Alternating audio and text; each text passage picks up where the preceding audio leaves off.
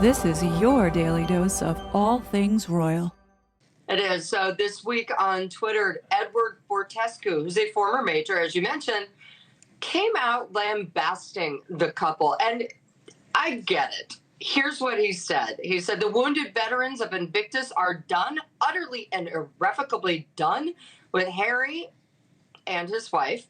They've seen war, they've faced death, they've dragged their broken bodies through fire and blood, and now they are expected to play supporting roles in the grotesque theater of two narcissists desperate for applause. Now, this is really, these are fighting words, Hannah. It's really kind of rough, but here's the deal. These veterans are actually pretty annoyed with Harry and with Meghan. You know, Harry started Invictus in 2014 with the help of the Prince's Trust, which he and his brother William ran together at the time.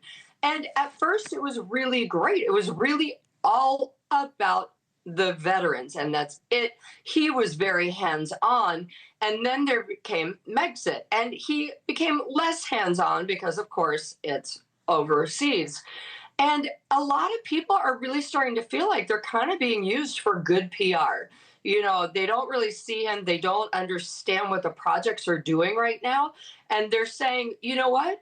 Once or twice a year, he and Meghan, or he, Prince Harry, flies in alone and swoops in to be like, these are the games, and get really great PR.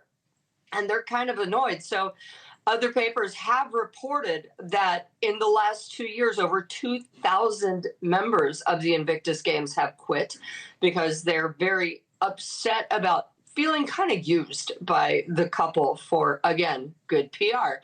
Mm-hmm. And it's really it's traumatizing. You know, Harry has said multiple times he just wants to dedicate his life to the charities, but this year it has not gone well. You have Senta Bali, the charity he co-founded with Princeso and in Lesotho, and that, as we've been talking about the last couple of weeks, kind of went downhill. He had a fight with the chairwoman. It became public, and he quit the charity along with a bunch of board members.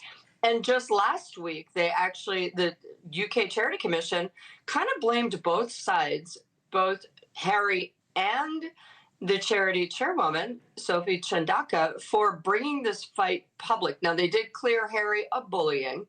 However, that's one charity. The next charity is Africa Parks. He's on the board of Africa Parks. He loves Africa Parks. And, you know, last month it came out that Africa Parks employees in the Congo and Central African Republic had been raping locals. So this is not a good look. And then, of course, there's Archwell, his own charity, which I exclusively broke the news that Archwell had not researched the people that they were giving money to properly. And they had given over $50,000 to a woman who really is anti-Israel and, you know, some say is anti-Semitic. So there's been a lot of problems of him wanting to dedicate his life to charity, but having some issues. Meanwhile, Mr. Prime Minister. Thank you very much, Mr. President, and thank you for hosting us here. Can I start where Emmanuel started, which is we all want peace.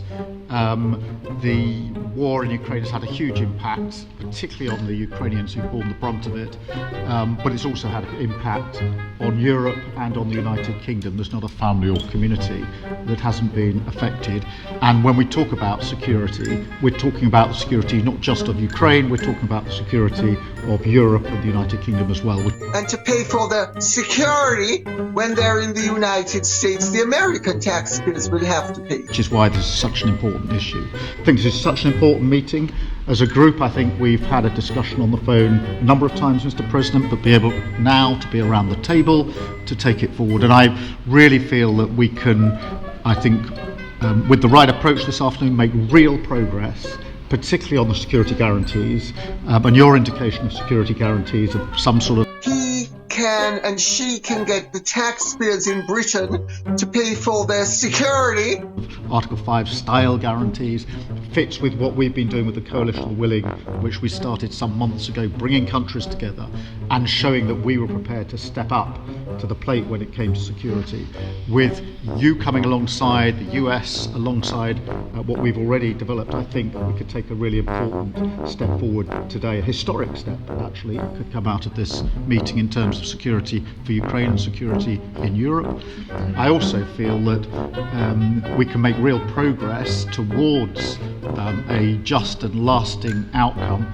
Obviously that has to involve Ukraine, and a trilateral meeting seems the sensible next step, so thank you for being prepared to take that forward, because I think if we can ensure that that is the progress out of this meeting, both security guarantees and some sort of progress on trilateral meeting of some sort to bring some of the difficult issues to a head, then I think today will be seen as a very important day in recent years in relation to a conflict which has gone on for 3 and a bit years, and so far nobody's been able to bring it to this point, so I thank you for that.